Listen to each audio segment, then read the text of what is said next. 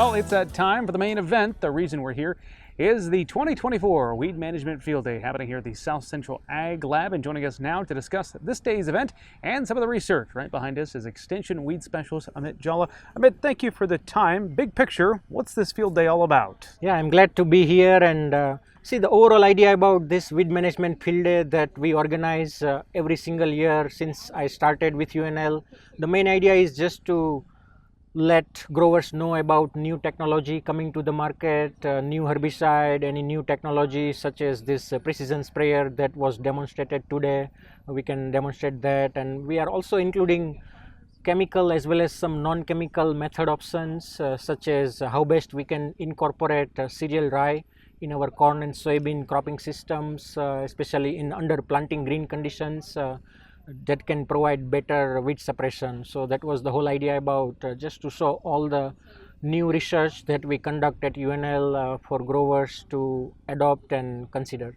From your perspective, I have to imagine the weed resistance that we continue to see is one of the biggest challenges facing these growers today. Particular corn, soybeans, and sorghum is what you were showcasing. On the corn front, what were some of the chemicals and different trials you had this year? We had number of trials, and one of them was the best one I can say is the how best we can integrate herbicides with cereal rye cover crop, and that can provide effective weed control. So we had different termination timing of cereal rye after planting corn, and this year fortunately we had a lot of good rain. So although we have irrigation facilities available, we really didn't run irrigation until now. So there was no irrigation applied, so this can also represent the dry land agriculture basically. And our whole idea was just how best we can utilize cereal rye biomass that can suppress our major weed, which is Palmer amaranth, across the state, and it is resistant to number of herbicides. So just combining with cereal rye cover crop can add a lot of value for growers to manage herbicide-resistant weeds, particularly Palmer amaranth. Anything on the soybean front that you thought was interesting that you were trying out this year? Similarly, in soybean, we have tried cereal rye, different termination timing after planting soybean, and yeah, results are really interesting to see how good soybean is to compete with cereal rye. Even though if you terminate like after almost 10 days of planting soybean. So we had different termination timing, and it was also integrated with herbicide. So sometimes if you wait little longer to terminate your cereal rye, then it can provide better biomass and it can suppress Palmer amaranth early in the season, and then later on you just need to go with one post-emergence herbicide application, and that has provided really good weed suppression.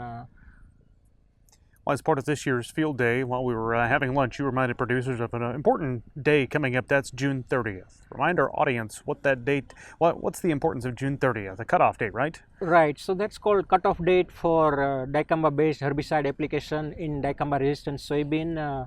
As of now, we have 3 products which are labeled in dicamba-resistant soybean. That includes Engenia, Tavium, and Extendimax. So they have to be applied on or before June 30th, and that is not only the calendar date, but the first thing you need to consider is what is the growth stage of soybean. So when, for example, if it is Extendimax, then you should not apply after R1 growth stage in soybean. So that is something like whatever comes first, whether the growth stage of soybean or the June 30th. So yeah, those are the 2 things to remember, and make sure you apply those herbicides and follow all other label requirements, because this cutoff date is only one part of there are a number of other requirements, like wind speed has to be between 3 and 10 miles per hour, and there are some other requirements too.